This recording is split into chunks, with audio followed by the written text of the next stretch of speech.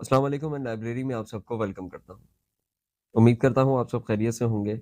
آج جس داستان کا ذکر ہم لوگ کرنے والے ہیں وہ انسانیت کے سب سے بڑے دشمن کی داستان، ایک انتہائی طاقتور دشمن کی داستان۔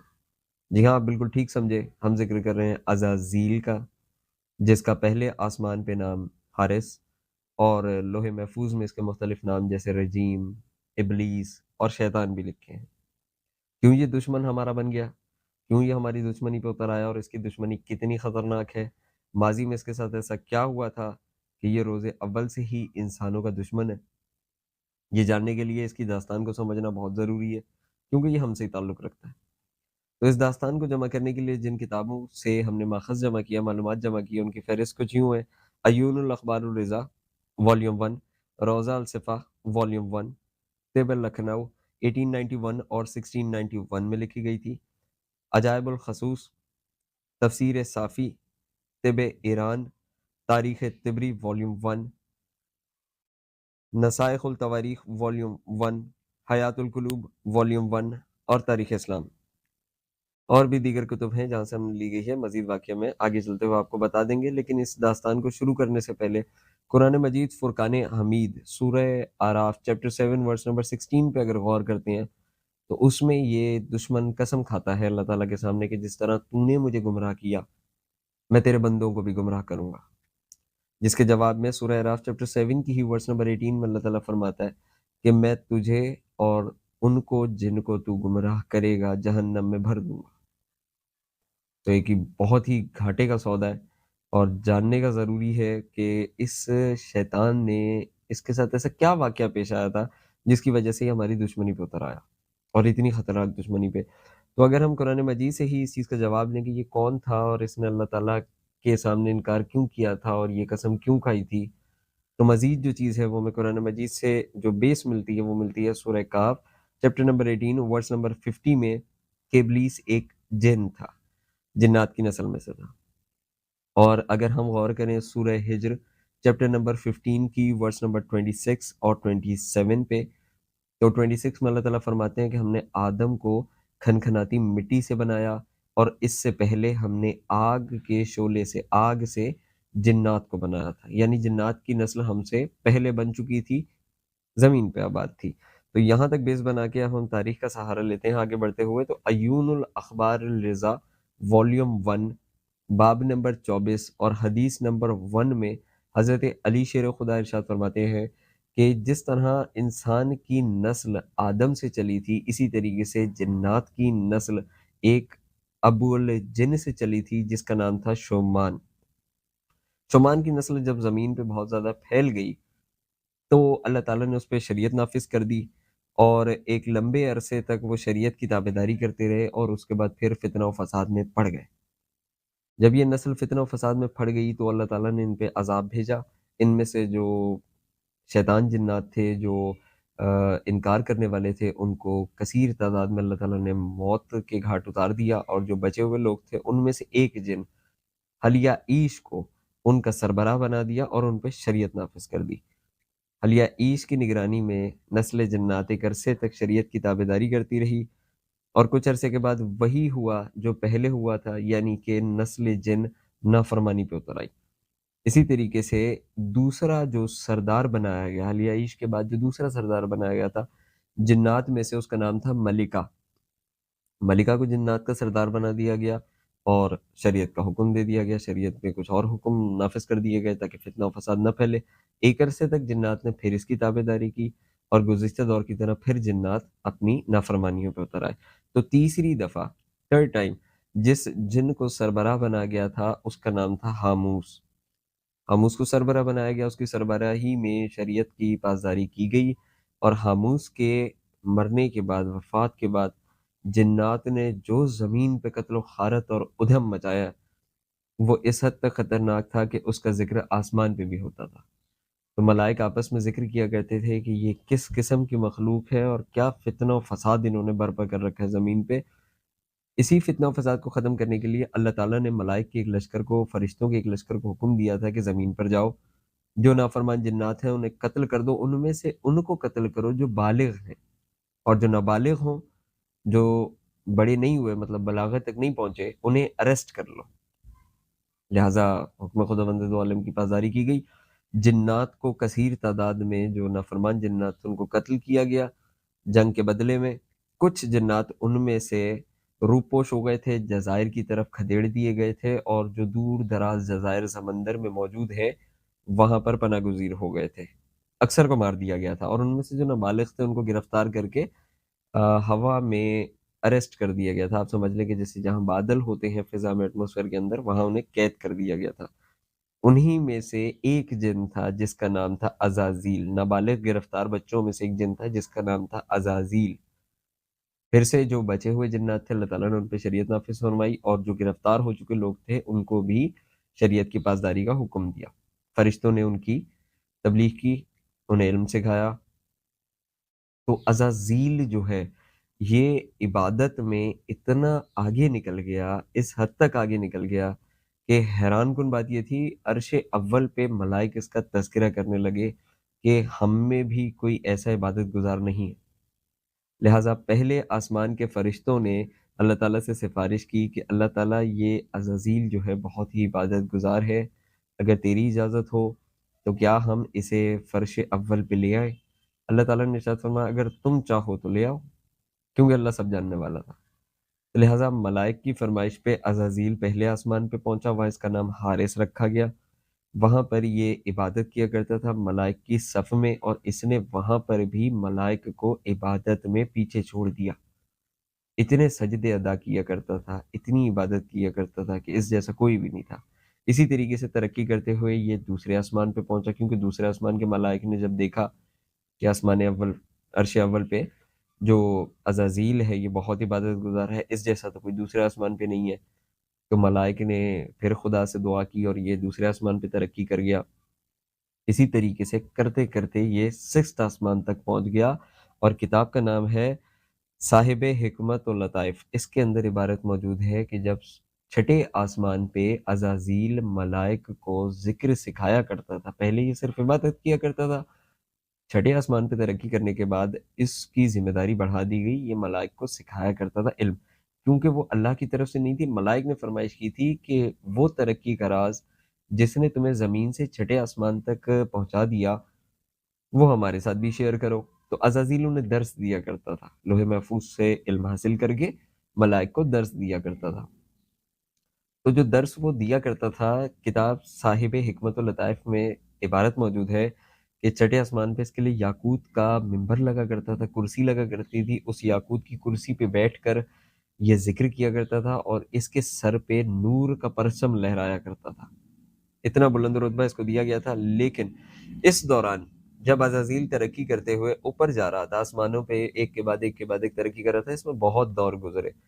اس دور میں وہ جنات جو زمین کے جزیروں میں چھپ گئے تھے وہ باہر نکل آئے، انہوں نے ماضی کی ہی طرح اپنی نسل بڑھانا شروع کی، ان کی نسل بڑھ گئی، جب بڑھ گئی تو پھر وہ فتنے فساد پہ پہنچ گئے، اور پھر سے وہی تاریخ نے اپنے آپ کو دہرایا کہ جنات نے اپنے زمین پہ اتنا قتل و غارت اور اتنا فساد مچایا کہ عرش اول پہ پہلے آسمان پہ جو فرشتے ہیں نا وہ ذکر کرنے لگ گئے کہ یہ کیا انہوں نے تابعداری کیا مچا رکھا ہے ان لوگوں نے۔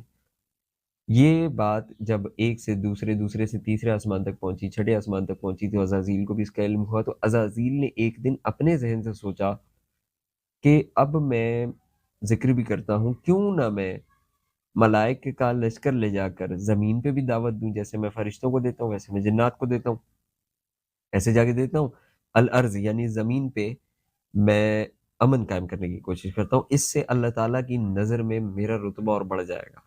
قربت خدا بند دو عالم کے لالچ میں اس نے یہ کرنا چاہا، اللہ تعالیٰ سے اس کی اجازت مانگی، تو اللہ تعالیٰ نے اسے کچھ ٹکڑی ملائک کی دی کہ ٹھیک ہے اگر تم ٹرائی کرنا چاہتے ہو تو جاؤ ٹرائی کر لو۔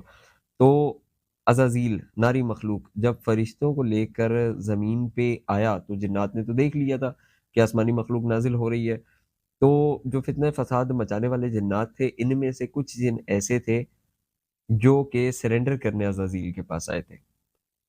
سرنڈر کرنے جب عزازیل کے پاس آئے تو عزازیل کو انہوں نے کہا کہ ہم اللہ تعالیٰ کی شریعت کی پاسداری کرنا چاہتے ہیں، لیکن یہ جو جنات ہیں ان کی تعداد اتنی زیادہ ہے کہ ان کی تعداد کے سامنے ہمارا کوئی زور نہیں چلتا۔ تو عزازیل نے کہا اچھا ٹھیک ہے فکر نہ کرو، لیکن دستور کے مطابق عزازیل نے اصول کے مطابق جو سرنڈر کرنے جنات آئے تھے ان میں سے ایک سفیر بنایا، ایک ایمبیسڈر بنایا. اس ایمبیسڈر کا نام تھا سہلوب بن ملاتب. اس نام کے جن کو اس نے بھیجا کہ تم جاؤ شرارتی جنات کی طرف جاؤ جو فتنہ و فساد میں لاتے ہیں، ان کے پاس جاؤ، ان کو دعوت دو کہ بھائی مذاکرات کریں اور اللہ کی شریعت کی طرف آ جائیں، ان کو دعوت دو. وہ جن گیا، واپس نہیں آیا. کچھ عرصہ گزرنے کے بعد عزازیل نے دوسرا سفیر بنا کے بھیجا کہ بھائی تم جاؤ دیکھ کر آؤ کیا ماجرا ہے، پاسبلٹی کچھ بھی ہو سکتی ہے، ہو سکتا ہے وہ بھی شرارتی جنوں میں شامل ہو گیا ہو، جاؤ پتہ کر کے آؤ، دوبارہ دعوت دے کر آؤ. دوسرا گیا، وہ بھی نہیں آیا. عزازیل کو اس کا اتنا کوئی فکر نہیں ہوا، عزازیل اپنے کام میں مصروف رہا. تو اس نے تیسرا جو سفیر بھیجا تھا اس کا نام تھا یوسف بن یاسف.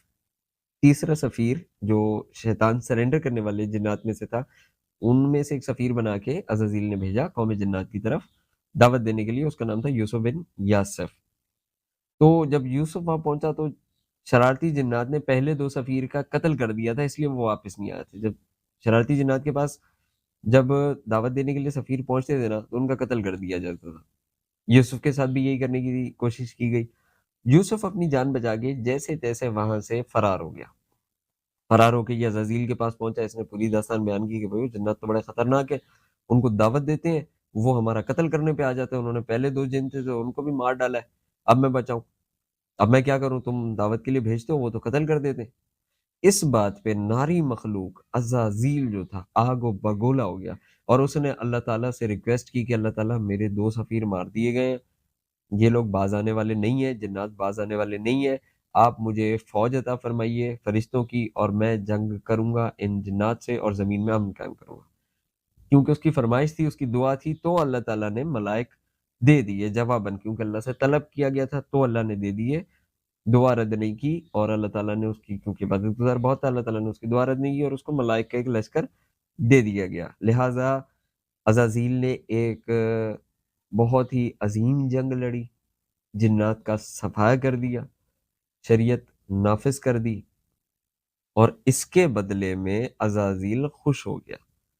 ٹھیک ہے، جو جنگ ہوئی تھی اس کے بعد جو عزازیل نے اپنی سلطنت زمین پہ قائم کی تھی، تو کتابوں میں یہ روایت درج ہے کہ حسی پور کے مقام جو آج کے شہر ملتان کے نام سے جانا جاتا ہے، اس مقام پر عزازیل نے اپنی سلطنت کا دارالخلافہ بنایا تھا. یہ خطہ بہت ضروری ہے، آنے والی ویڈیوز میں ہم اس ایریا کے بارے میں اور بھی فردر انفارمیشن آپ کے ساتھ شیئر کریں گے. فی الحال اتنا ضروری ہے کہ حسی پور کے مقام پر عزازیل نے اپنا دارالخلافہ بنایا تھا جو آج کے ملتان کے نام سے جانا جاتا ہے. ارشاد الطالبین کتاب کا نام ہے، پیج نمبر 243 میں ذکر ہے کہ جب عزازیل نے یہ فتح کر لی تھی حاصل تو غرور و تکبر میں آ گیا تھا، عرش سے زمین تک سفر کیا کرتا تھا اور بولا کرتا تھا کہ صرف میں ہوں، صرف اور صرف میں ہوں جس نے زمین اور آسمان میں امن قائم کرا. اس غرور آ گیا تھا اس کو عزازیل کو، اور یہ سوچتا تھا اپنے آپ میں کہ انا اول المخلوق، انا سلطان الارض، انا استاد الملائک. یہ خود کو اپنے آپ سے ٹائٹل دیتا تھا. کیا ٹائٹل؟ 3 ٹائٹل یاد رکھیے گا، سلطان الارض، اول المخلوقات اور استاد الملائک. یہ 3 ٹائٹل اپنے آپ کو دیتا تھا اور اوپر نیچے سفر کرتے فرشتوں کے سامنے نازا ہوا کرتا تھا. ایک دفعہ سفر کے دوران عزازیل نے دیکھا کہ کچھ ملائک پریشان ہیں، آپس میں باتیں کر رہے ہیں، کچھ ملائک پریشان ہیں. تو عزازیل نے دریافت کیا کیوں پریشان ہو؟ عزازیل کو جواب دیا فرشتوں کی طرف سے کہ ہم نے آج لوح محفوظ میں پڑھا ہے کہ کوئی رجیم ہے جس پہ اللہ تعالیٰ نے لعنت بھیجی ہے، اللہ تعالیٰ کا فرمان بردار بندہ جس پہ بہت سے انعامات دیے گئے، لیکن پھر بھی وہ کافر ہو گیا، انکار کر بیٹھا، اور اس سے بچنے کی اللہ تعالیٰ نے دعا فرمائی ہے، اپنے بندوں کو تاکید فرمائی ہے کہ اس سے بچنے کی دعا مانگو. تو ہم بڑے فکر مند ہیں، یہ پتہ نہیں کون سا عذاب ہمارے سر پہ آنے والا ہے. عزازیل نے اس کے جواب میں کہا کہ گھبراؤ مت، میں نے ایک عرصہ پہلے یہ روایت لوح محفوظ میں پڑھ لی تھی اور میں نے اللہ تعالیٰ سے اس کے بارے میں دریافت کیا تھا. اللہ تعالیٰ نے مجھے بتایا تھا کہ عنقریب تجھے معلوم ہو جائے گا کہ یہ رجیم کون ہے. عزازیل کا ارادہ یہ تھا کہ اگر مجھے رجیم کا پتہ چل جائے تو میں رجیم کو قتل کر دوں گا. اللہ تعالیٰ نے جواب میں کیا کہا تھا؟ تجھے عنقریب پتہ چل جائے گا. تو طبری کے اندر یہ روایت موجود ہے کہ عزازیل 1 سال تک سجدوں میں رجیم پہ لعنت بھیجتا رہا تھا، اسے خود نہیں علم تھا وہ کیا کر رہا ہے. لہٰذا فرشتے جو گھبرائے ہوئے تھے انہوں نے کہا لیکن عزازیل تم ہمارے لیے دعا کر دو کہ اللہ تعالیٰ ہمیں اس سے محفوظ رکھے، اجتماعی دعا کر دو۔ عزازیل نے کہا ٹھیک ہے، دعا کے لیے ہاتھ بڑھاؤ۔ تو تمام ملائک نے بھی ہاتھ بڑھائے، عزازیل نے بھی دعا کے لیے ہاتھ بڑھائے۔ جو الفاظ عزازیل نے ادا کیے تھے وہ یہ تھے، اللہم منہم، اللہ تعالیٰ ان فرشتوں کو شیطان رجیم سے محفوظ فرما۔ اس نے غرور و تکبر کی وجہ سے اپنے آپ کو اس دعا میں شامل نہیں کیا تھا، اللہ تعالیٰ نے اس کی دعا قبول فرمائی اور ان ملائک کو محفوظ رکھا۔ اللہ تعالیٰ اس کے غرور و تکبر سے بہت ہی زیادہ غضبناک ہو گیا، اور اللہ تعالیٰ نے ملائک کے سامنے اعلان کر دیا کہ اب میں مٹی سے اپنا خلیفہ بناؤں گا، میں زمین پہ اپنے خلیفے کی نسل کو بڑھاؤں گا، کثرت عطا فرماؤں گا، وہ میری اطاعت کرے گی، میں اس کی رہنمائی فرماؤں گا، اسی کی نسل میں سے میں اپنے انبیاء اور مرسلین بھی بھیجوں گا۔ زمین پر جو شیطان کی نسل پھیلی ہوئی، جنات کی جو نسل پھیلی ہوئی ہے، میں ان جنات کو اپنی مخلوق، اپنے خلیفہ کی جو نسل ہوگی اس کے بیچ میں پردہ حل کر دوں گا کہ یہ دیکھ نہ سکے گی، اور میں ان جنات کو ہوا میں باندھ دوں گا، اوپر اٹھا دوں گا، لرز سے انہیں ہوا میں بلند کر دوں گا۔ جب یہ اعلان سنا عزازیل نے تو عزازیل کو فکر لاحق ہوئی۔ اعلان سننے کے بعد عزازیل نے فرشتوں کو تھوڑا سا بہکانے کی کوشش کی کہ دیکھو اللہ تعالیٰ پھر زمین پہ ایک مخلوق بنا رہا ہے، ہم نوری مخلوق ہیں، ہم اتنی عبادت گزاری کرتے ہیں، ہم نے اللہ تعالیٰ کے لیے کتنا جہاد کیا ہے، ہم نے کتنی فائٹ کی ہے، ہم نے سارا نظام سیٹ کر کے رکھا ہے، اب اللہ تعالیٰ پھر ایسی ایک کریچر بنا رہا ہے جو زمین پہ پھر فتنہ و فساد پھیلائے گی، اتنی مشکل سے تو امن قائم ہوا، پھر فتنہ و فساد ہوگا۔